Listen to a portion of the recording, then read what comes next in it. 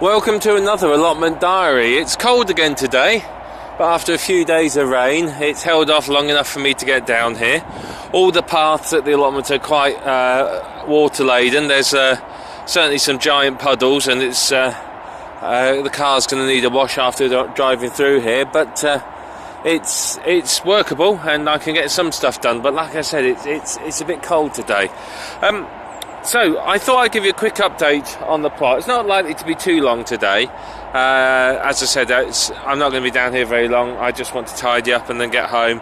Unfortunately, we've all got colds at home at the moment, so none of us are very well. But coming out here just helps shake off the cold a little. Now what I've done is I've given everything a good hoe. You can see there. I've gone over all the beds and given them a hoe, and just got rid of all the weeds, just to tidy them up a little. Now the trees, they are still standing, so that's positive. All three of them are there.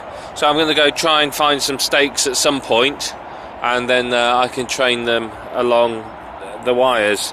Now, if you remember over here, this is where I planted the roses, and it was going to become sort of a Gothic flower bed. So I've got seeds to go down in the spring. Now, I was worried the roses weren't doing anything, but you can see just there is some new growth. So, just there. So it looks like, at least this one, it's okay. So I'm quite pleased with that. So this should hopefully start to grow in the spring. Also looks like there's a bit coming up from underneath there as well. Now, other things I've been up to, you can see here, this is a wheelbarrow full of strawberry leaves, and there you are, there's the plot. Now you remember last time I showed you this, it was loads and loads of brown leaves and looking very untidy. Now what I've been doing is I've been pulling off all the dead leaves, picking up all the leaves that have fallen off the trees. Obviously there's a bunch of trees up here that have been kind enough to share all their leaves with me, so I've found a lot of leaves on here. Now the reason two reasons I'm doing this. Firstly, all that lovely moist environment with all the rotting leaves, perfect place for slugs and snails to hide. And as they are my nemesis at the moment, I want to minimise potential places for them to hide. What I have thought of doing actually, and I may do it over winter, is I may get a load of slug pellets and basically scatter around every single bed. Not on the soil, so not here on the actual soil, but here down the edges, is scatter around all of them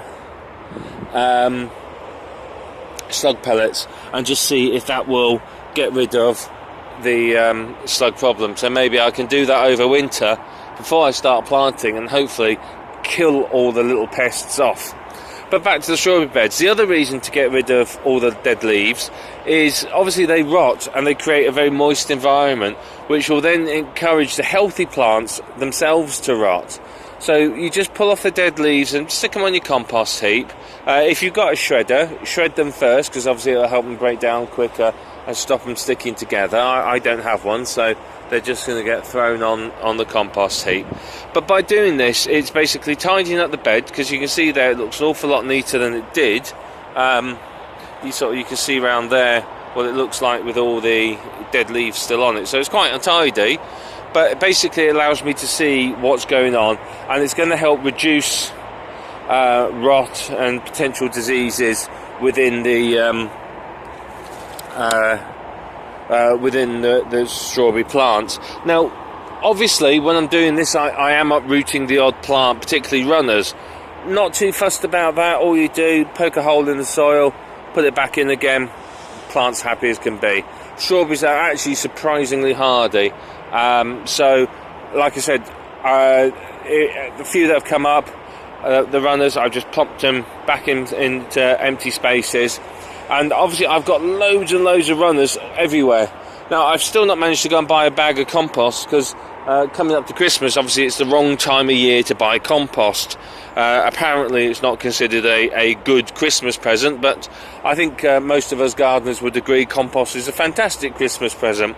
So as soon as I can get down to one of the big DIY stores, I'll go and find some. I'll get myself a bag. I've got loads of pots ready, so I'm going to pot all these strawberries up.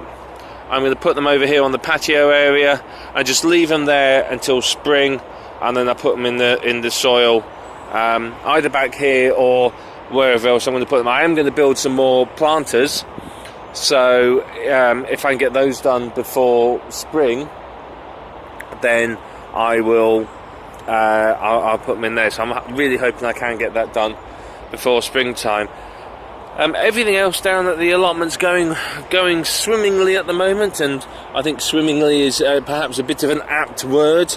Obviously the weather has been absolutely dreadful. Parts of the country, serious flooding, and you can see, you know, yeah, okay, it's not as bad as parts of the country, but whatever. But you remember I told you that I felt this area here was very soggy and very damp, even when I dug it out to put the compost heap, and you can see it really is. It's an absolute quagmire under there. So I think I put the compost heap in the right area, and if the greenhouse is here, it should be okay, because the soil in the greenhouse looks like it's okay. And to be honest, I'm likely to grow in pots and everything else, and grow bags and whatever anyway. Now, I'm unlikely to grow in the soil in this area, but the compost looking good. Could do with a quick turn just to aerate it, get it breaking down a bit more, but yeah, it's mostly looking okay. I've not put anything in these bags for ages. You remember these were breaking down, and you can see just in there it's breaking down quite nicely actually. These obviously break down quite quick compared to a compost heap, but they're rotting away nicely. So obviously they're going to be decent compost. I could probably do with throwing a load more weeds in there at some point, but I don't really have anything other than grass, and I don't want to just fill it with grass, so I'm not sure about that yet. But we're doing well down here. I'm just going to do a little bit more weeding round here and just tidy up this bed a little bit more, and then I'm going to head off. You can see the rhubarb hasn't quite died off yet. The other crown is just there, so that's doing okay. There's still some flowers on my strawberry plants, shockingly enough. I'm very surprised by that. I even found a couple of little strawberries. Obviously they're not going to ripen, but they're there, so that's interesting. And obviously this end here I've still not undertaken any more work on. Hopefully I can get started next week on this when things get back to a bit more of a normal routine. But it's all looking good. As I said, minor progress today, but there's got to be a big push on the digging over there. And I must admit, I don't enjoy digging. It's painful, it's hard work, and it's boring, but it needs doing. So I will come and I will do that. I will start doing that. It's probably, as I said, probably next week, and just try and get as much of that area cleared as I can. At least if I can see, what I want to do is if I can get this path in, and then the path along the back there, then all along here, then the area is well marked out.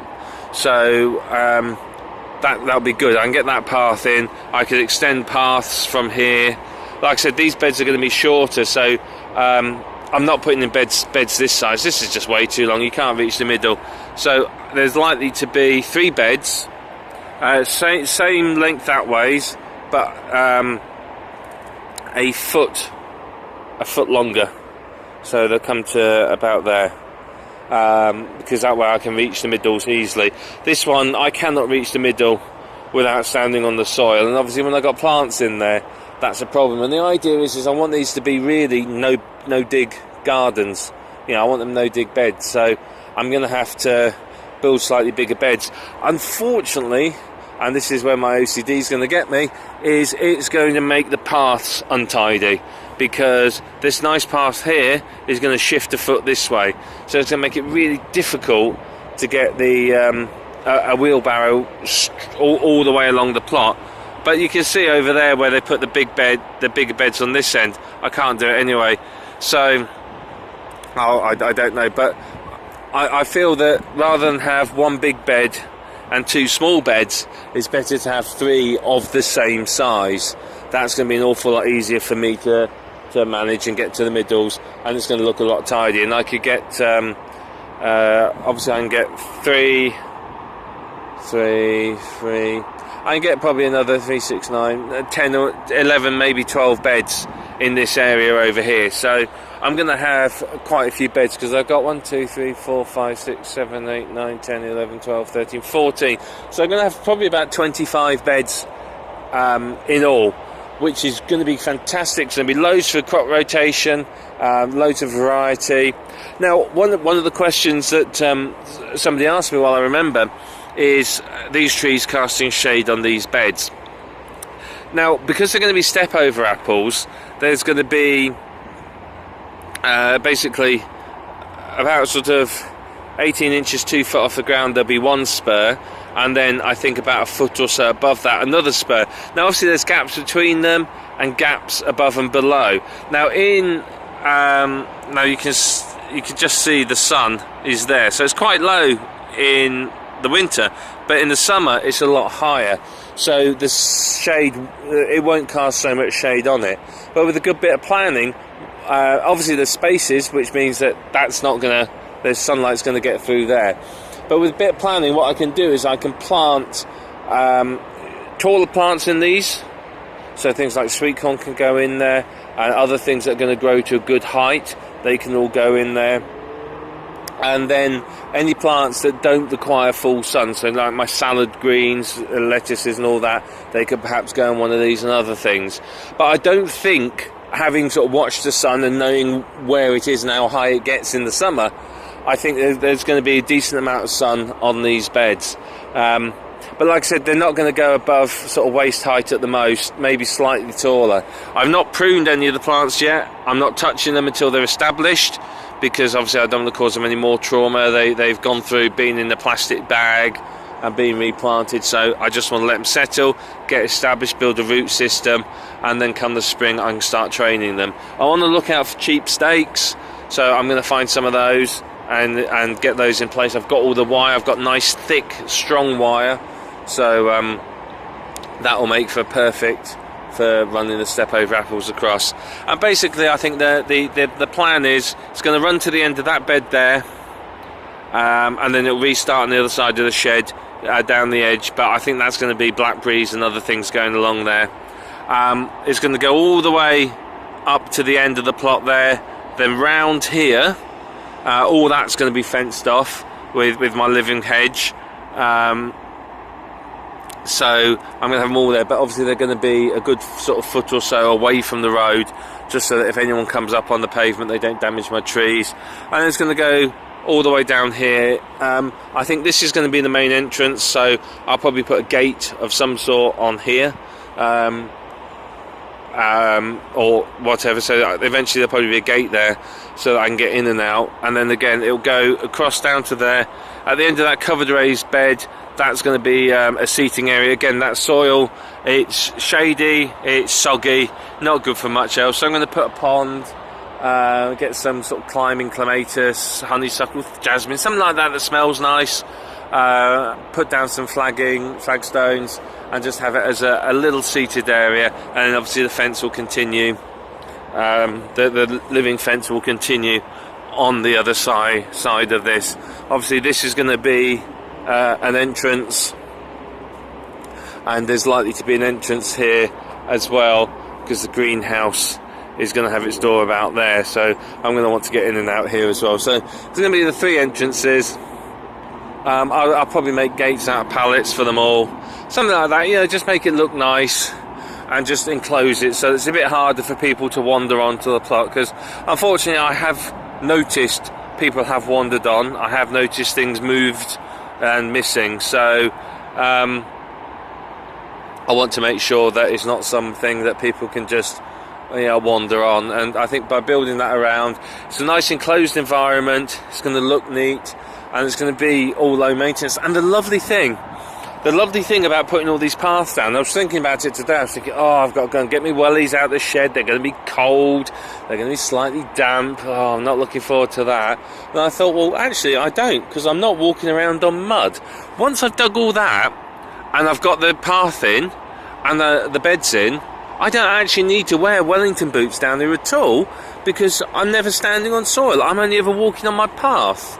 So I thought, that's a fantastic win for me. So I'm going to get on with stuff. There's some leaves here that I'm going to pick up and move. So I'm going to get on with stuff. I'm going to wish you and yours very well wherever you are. And I will look forward to catching up with you very, very soon.